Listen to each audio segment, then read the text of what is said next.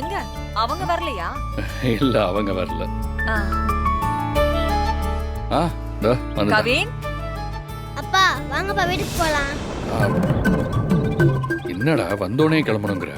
பின்ன என்ன, இங்க டீ சாப்பிட்டு கிளம்ப முடியுமா? வாங்கப்பா போலாம். நிலா நிலா, கிளாஸ் எல்லாம் எப்படி போச்சு? சூப்பரா போச்சு அங்கிள். என்ன நிலா, கவின் உன் கூட ஃப்ரெண்ட் ஆனானா இல்லையா? அப்பா இப்ப எதுக்கு தேவையில்லாம டாபிக் பேசிட்டு இருக்கீங்க? வீட்டுக்கு போலாம் வாங்க. வீட்டுக்கு போறதுலயே இருக்காதுடா, கொஞ்சம் இரு. நிலா, கவின் உங்ககிட்ட ஏதாச்சும் சண்டை போடுறானா? சண்டையெல்லாம் போடல, ஆனா இப்ப பாரு முறைச்சிட்டே இருக்க அங்கிள். என்ன எங்க அப்பாட்ட போட்டு கொடுக்குறியா? இருன்னு கவனிச்சுக்கிறேன்.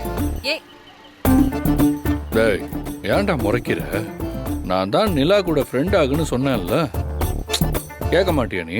எனக்கு ஃப்ரெண்ட் ஆகணும்னு தோணலப்பா, என்ன விடுங்க.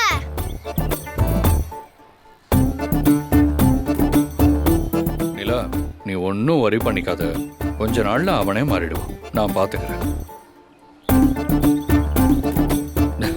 சிரிச்சா அவ்வளோ அழகா இருக்க நீ. நான் மட்டும் சிரிச்சா குரங்கு மாதிரியா இருக்கேன்? டேய், சூப்பரா இருக்கடா.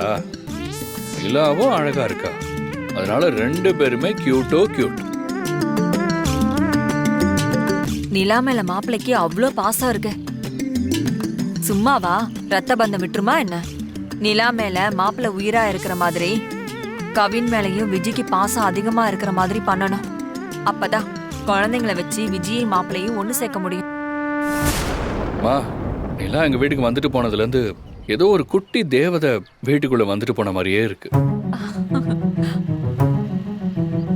எங்க அம்மாவும் சொல்லிக்கிட்டே இருக்காங்க, நிலா கிட்ட இருக்கிற அந்த சின்ன சின்ன ஆக்டிவிட்டிஸ் எல்லாம் அப்படியே என்ன மாதிரியே இருக்கான்.